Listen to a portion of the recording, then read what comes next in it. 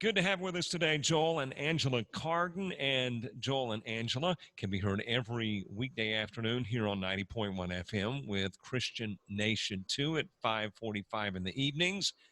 How y'all doing? We're doing good. Oh, I'm sorry, Joel. I just beat you in responding. No, I said before we started, I said we're not going to talk over each other. So I'm going to pause and let you have the run at it. And then I'll say, hi, we're doing well. Robert, how are you? Doing good, and you've already put that in practice. Yes, you did say prior to going on that you weren't going to talk on each other, and lo and behold, immediately you just you know how to work things. I'm impressed. Dead air is no good on radio or television. That is true. The purpose of our conversations on Facebook, especially when we talk to ministers who are on WTJT, is to kind of get a backstory, to know how you got to here and got to TJT. So I'm assuming there were different paths, and we're going to start with the ladies first. Angela, yeah, unless, of course, you say not to start with the ladies first, but Angela, ministry-wise, where'd you come from, and what got you here? Well, Robert, ministry for me started as a little girl. My grandfather was a pastor. He pastored a church, so I spent a lot of time at his church. I spent a lot of time in the church with my own parents, and being baptized at an early age, and then watching my grandmother support my grandfather in his ministry all those years. I learned a lot, and I learned a lot from watching my grandfather that I didn't even realize that I would need when I got older.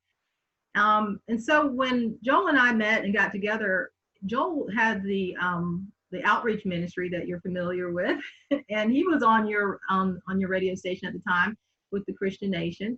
And I used to listen to him on there. I told him I might have been a little bit of a stalker because I listened to him. I loved his voice because I have experience with radio. I used to be on a radio station, back in 1985 in Americus, Georgia. I did a morning show with another DJ, but it was at WDEC actually in Americus. But I used to listen to Joel on the radio, and then him and I got together, and then it was clear to me why God had been preparing me for ministry all those years ago. I had no idea that I would marry a pastor, and that all of a sudden I went into teaching Sunday school to children. I went into helping with children's church, and I found myself also becoming a mentor for other Christian women who wanted to talk about issues that sometimes people didn't talk about too openly, or I guess often.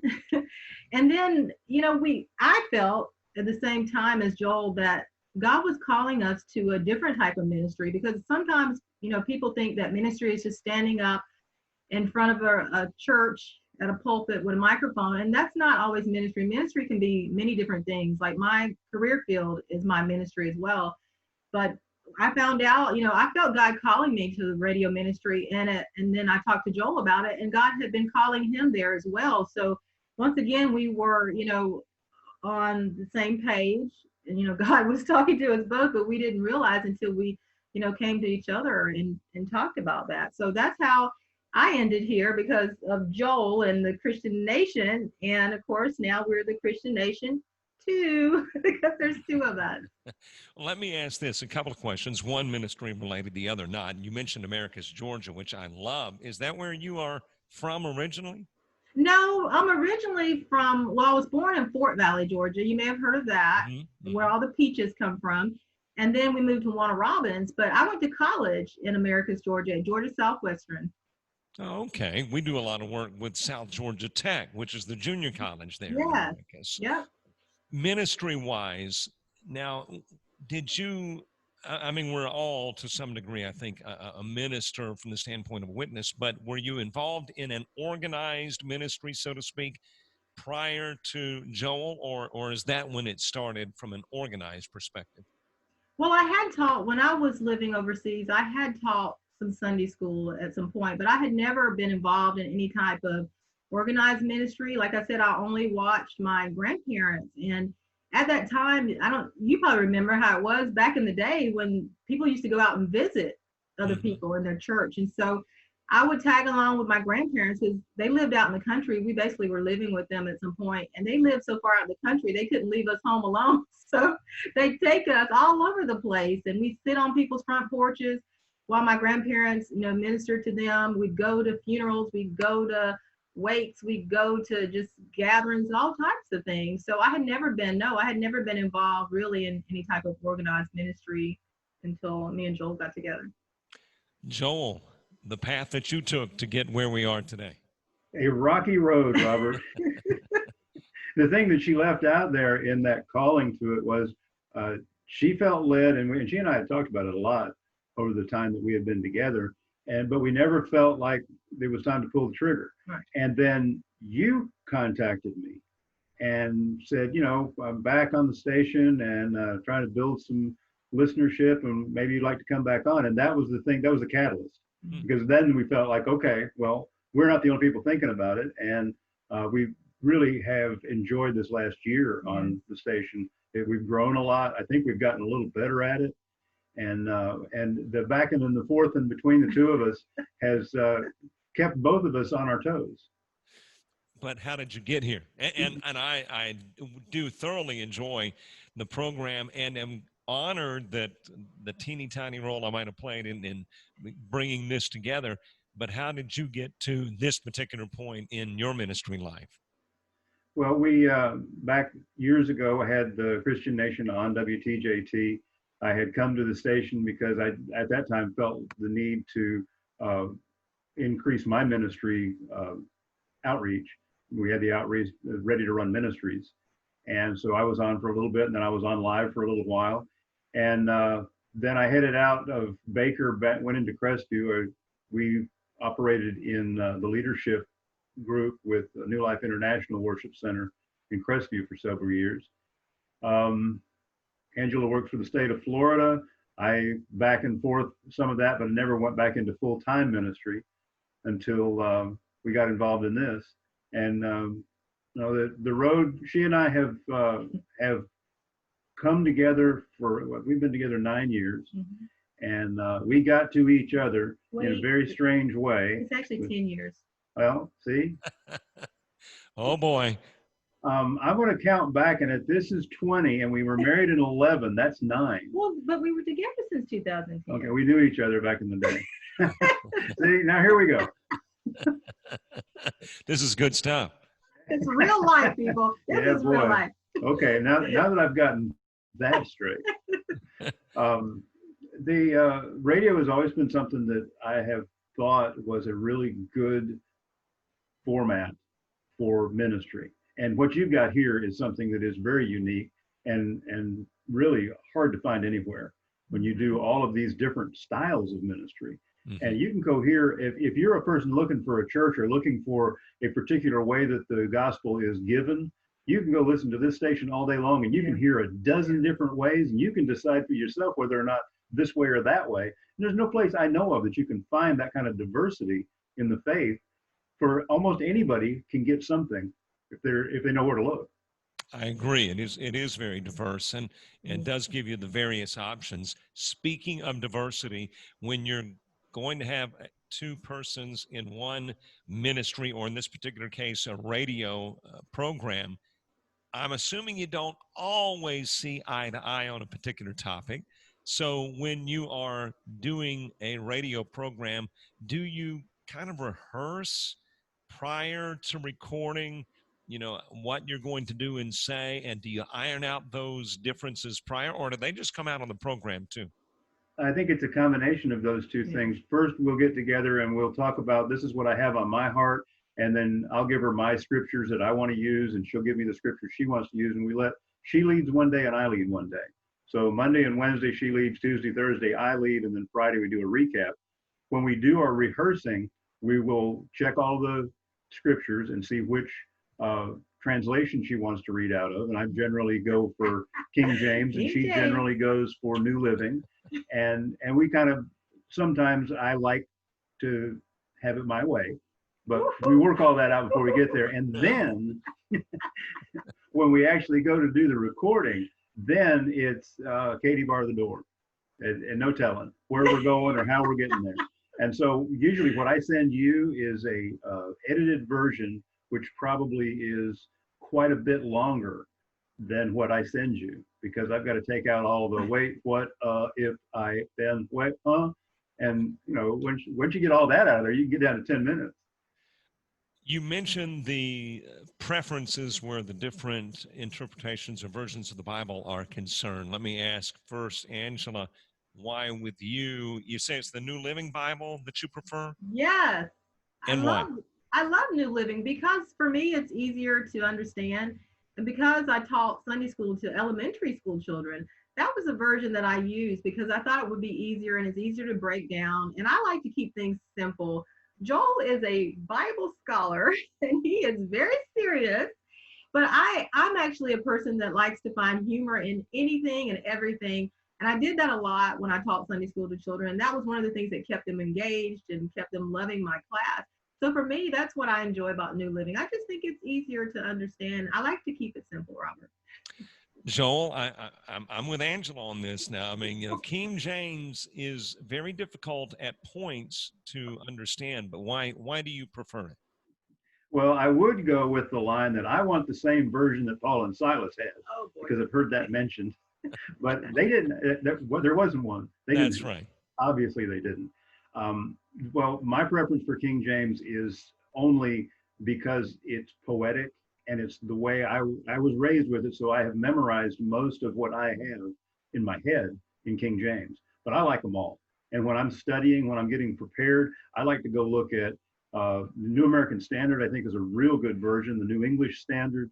Uh, I probably have every translation that is made, and I look at all of them. But when I'm going to memorize something, it's just easier for me to do that because that was the way I learned originally. When I was first taught to read, my grandmother taught me how to read out of the King James Bible. And so for me, that was my initial step into the faith, and it's been always the thing I go to first. Do you guys find that with the preferences, and I'm using this as an example because I'm sure there are other issues too where you may not see things exactly the same, but do you find based on this ministerial relationship that you have kind of maybe I don't know if it's a greater appreciation, but a different appreciation for views or likes in the ministry that are different than your own? Well, I think so because when you talk about diversity, you mentioned that earlier, Robert. Obviously there's some diversity here between us. Age is a big thing. Age, that's a big thing. But color and also, what he didn't know I was black, so I just mentioned that.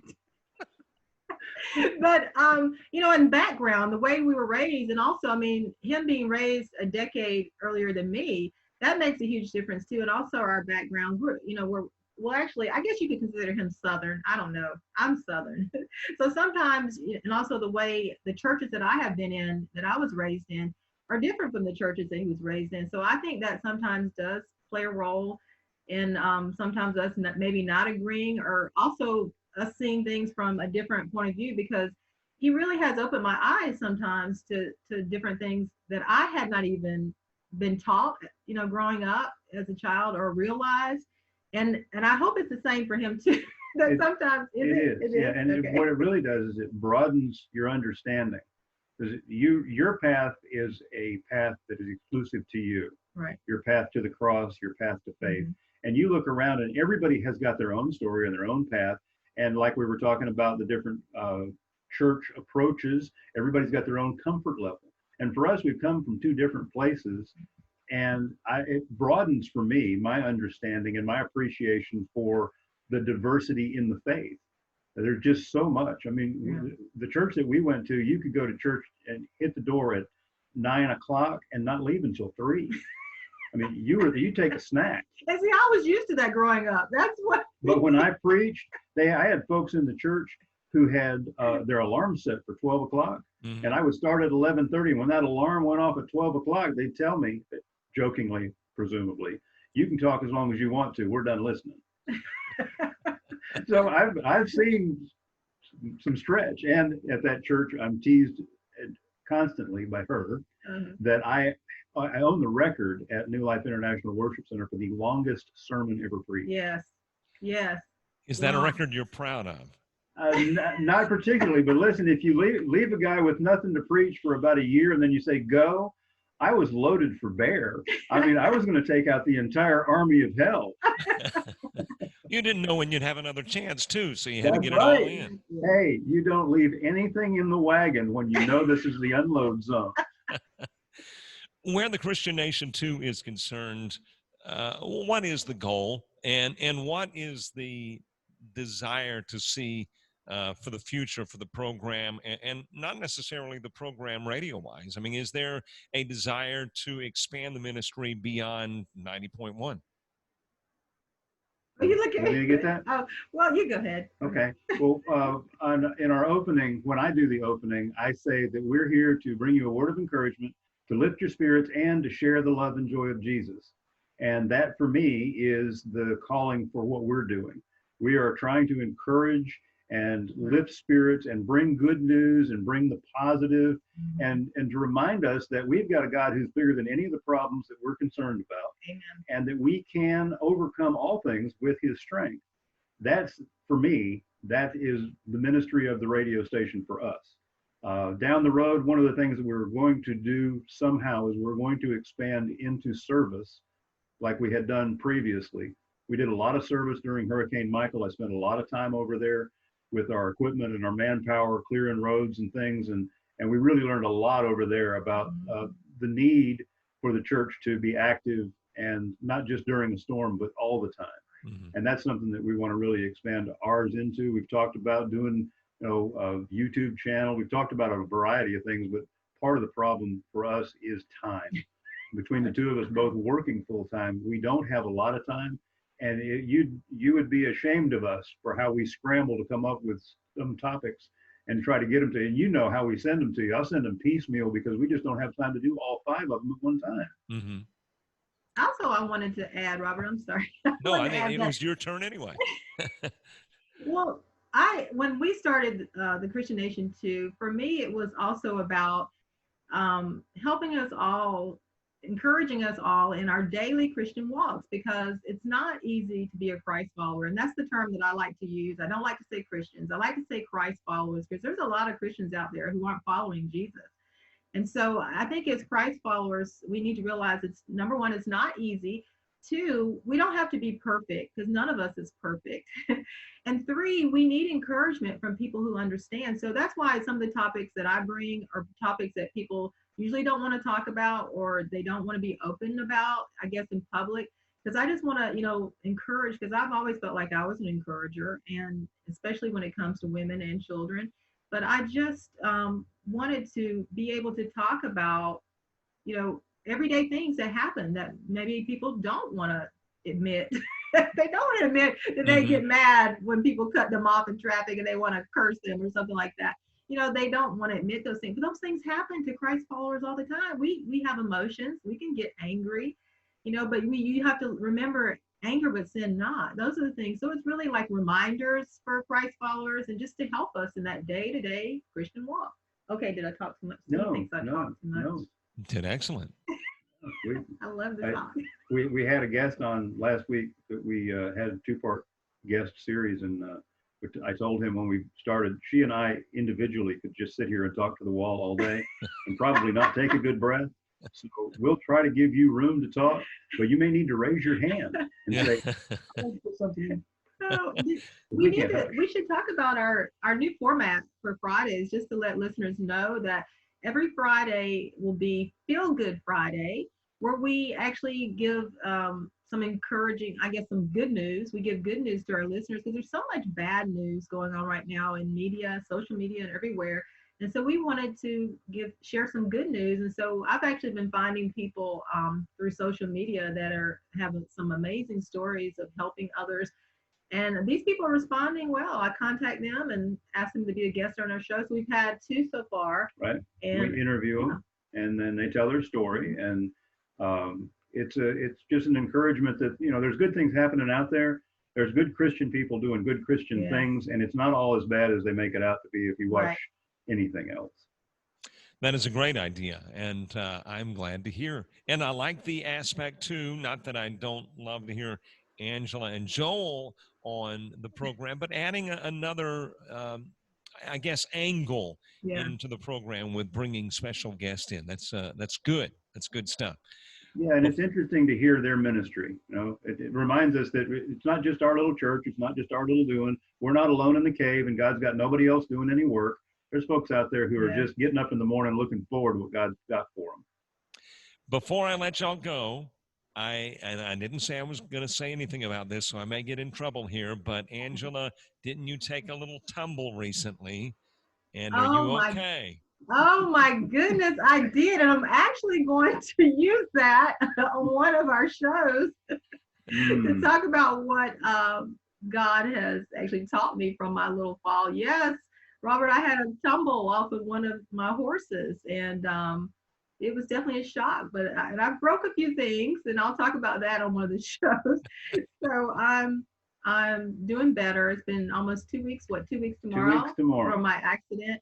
But it's something about when you are still, when you have no choice but to be still, it gives you an opportunity to listen more to what God has been trying to tell you when you wouldn't slow down. So I actually am working on a message in regards to my accident, but I am doing better. Thank you for asking.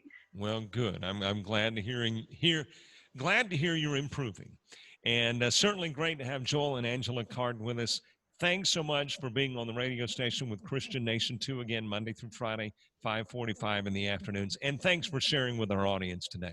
Well, and don't worry about me. You haven't got to ask because I'm fine. I'll be fine. I'm bearing the whole burden, but I'm fine. I don't want to hurt Thanks your for having us, feelings, and, Robert. and it might be a little not Christian radio station like, but Joel, I really didn't care. I was more concerned. He's been taking great care of me, though, Robert. You have to give him a little kudos for that. Well, that's good. And actually, I did. Thanks for having us, Robert. And Yeah. we appreciate so much your heart and your ministry. You and Absolutely. Kim are really spreading the good news, and I'm so thankful to have you out there. I really enjoy all the programming that you put up there, and we certainly pray for you, and we pray for the station. I appreciate that very much. Angela and Joel, thanks for being with us. Well, now I can say what I say every day when I exit Go the ahead. show. My famous bye, y'all. We're going to take a deep breath and keep trusting in the Lord. And then I say bye, y'all. See? Bye. Okay, that was good. Memorized all that stuff. We got to go. We'll see you. See ya on the radio.